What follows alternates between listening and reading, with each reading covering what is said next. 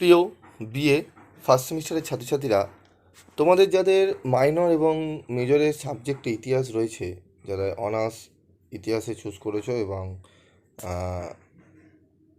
General পেপারে তোমরা ইতিহাস নিয়েছো, উভয়েরই জানো তোমরা সিলেবাস সেম। তো সিলেবাস সম্পর্কে আমি আলোচনা করে দিয়েছিলাম এবং কোন রাইটারের বই কিনলে তোমাদের সুবিধা হবে সেই বইও আমি বলে দিয়েছিলাম, যে সোজা সরল ভাষায় তোমাদের যে বই কিনতে হবে, লেখা থাকে যে ভাষায়, সোজা সরল ভাষায় যে লেখা থাকে যে বইটির, সেই নাম বলে দিয়েছিলাম। তো আমি প্রিভিয়াস ভিডিওতে সাজেশনও তোমাদের দিয়ে দিয়েছিলাম জেনারেলদের অত্যন্ত গুরুত্বপূর্ণ প্রশ্নগুলো চ্যাপ্টার ওয়াইজ আমি তোমাদের কিন্তু বলে দিয়েছিলাম। তো সেখান থেকেই একটি গুরুত্বপূর্ণ প্রশ্ন, যেটি অনেকেই কমেন্ট বক্সে কমেন্ট করেছো যে স্যার এই উত্তরটি যদি খুব সুন্দরভাবে আমরা নোটসগুলো দেখেছি ওরকম যদি করে একটু সাজিয়ে দেন তাহলে খুবই উপকৃত হই।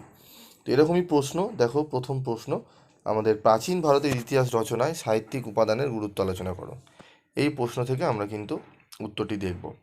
তো উত্তর তোমরা দেখো, ইতিহাস হলো তথ্যাশ্রয়ী, তথ্যের ওপর ভিত্তি করেই ঐতিহাসিকগণ নিজ নিজ সিদ্ধান্তে পৌঁছাচ্ছেন। কিন্তু প্রাচীন যুগে ভারতীয়দের মধ্যে ইতিহাস চেতনা এবং ইতিহাস রচনার প্রতিভার অভাব ছিল। প্রাচীন ধর্মশাস্ত্র, সাহিত্য, স্থাপত্য প্রভৃতি থেকে প্রাচীন ভারতের ইতিহাস জানা যায়।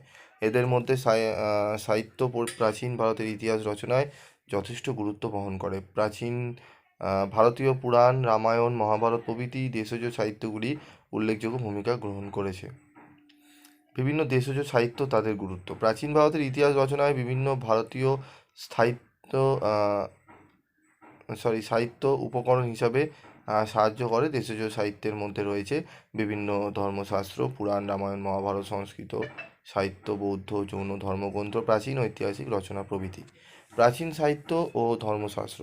ভারতের প্রাচীনতম সাহিত্য হল ঋগ্বেদ। এই বেদ হতে আর্য জাতির জীবনযাত্রা সম্পর্কে বহু তথ্য জানা যায়। বেদ থেকে ভারতে আর্যগণের আগমন ও বিস্তার এবং তাদের সাথে অনার্যদের সংঘর্ষের কথা জানা যায়।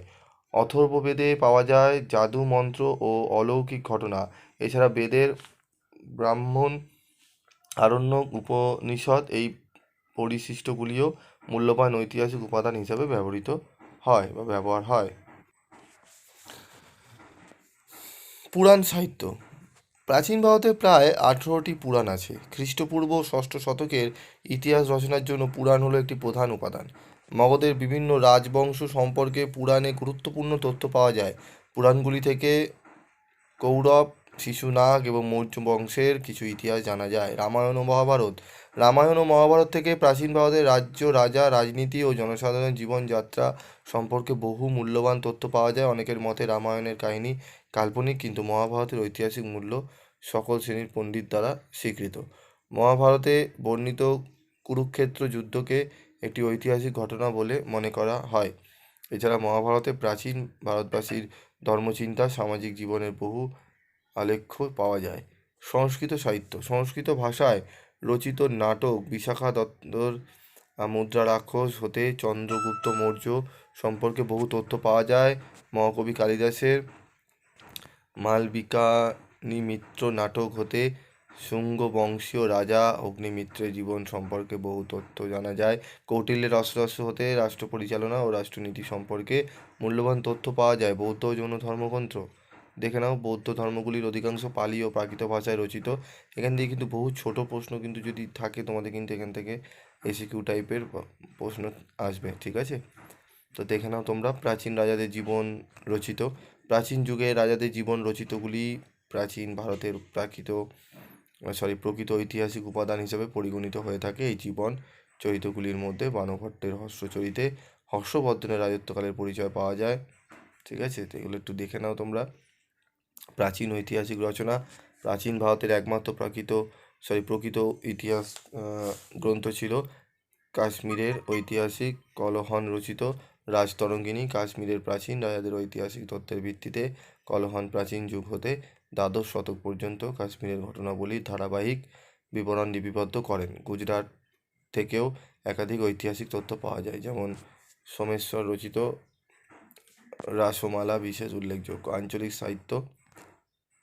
বাংলা সাহিত্যের চর্যাগুলিতে ইতিহাস রচনার উপাদান হিসাবে গণ্য করা হয়। সঙ্গম সাহিত্যে আলোয়ারদের রচিত বিভিন্ন স্তোত্র ও কুড়াল সাহিত্য থেকে দক্ষিণ ভারতের বিভিন্ন রাজা, রাজ্য, সংস্কৃতি ও ধর্মমত সম্বন্ধে বহু তথ্য জানা যায়। মূল্যায়ন: প্রাচীন ভারতবর্ষের ইতিহাস রচনায় সাহিত্যিক উপাদানের এতই প্রাচুর্য যে এ নিয়ে সমস্যায় পড়তে হয়। সাহিত্যে কল্পনার স্থান থাকায় সাহিত্য থেকে সংগৃহীত তথ্যের সত্যতা সম্বন্ধে প্রশ্ন দেখা দেয়। এদিক থেকে প্রত্নতাত্ত্বিক নিদর্শন অধিক ঐতিহাসিক গুরুত্ব বহন করে। তাহলে এই প্রশ্নটি তোমরা খাতায় নোট ডাউন করে উত্তরটি লিখে রাখো। 10 নম্বরের জন্য অত্যন্ত গুরুত্বপূর্ণ। আরও কয়েকটি প্রশ্ন তোমরা কমেন্ট বক্সে লিখেছো, আমি এক এক করে তোমাদের প্রত্যেকটি প্রশ্নের প্রায় অ্যান্সার তোমাদের আমি বলে দেবো। তোমরা এগুলো খাতায় নোট ডাউন করে রাখো, ঠিক আছে? এবং যারা চ্যানেলে তোমরা নতুন, তারা চ্যানেলটি সাবস্ক্রাইব করে চ্যানেলের সদস্য হয়ে গিয়ে তোমরা বেল আইকনে ক্লিক করে রেখে দিও, যাতে যখনই আমি তোমাদের জন্য ভিডিও বানাবো তার নোটিফিকেশন তোমরা পেয়ে যাবে, ঠিক আছে? এবং পারলে গ্রুপে তোমরা বেবি স্টাডি ক্লাস গ্রুপে জয়েন করো। এবং আর কোন কোন সাবজেক্টে তোমাদের সাজেশান নোটস লাগবে সেগুলো কমেন্ট বক্সে লিখে জানিও, আমি এক এক করে দেবো। প্রচুর সাবজেক্ট রয়েছে, আমাদের টিম করছে, আমাদের টিমে বেশি তো টিচার এখন নেই, তো চেষ্টা করছি তোমাদের প্রত্যেকটা সাবজেক্টেরই চেষ্টা চলছে করে দেওয়ার, ঠিক আছে? আজকের মতো এটুকুই, দেখা হবে পরবর্তী ভিডিওতে।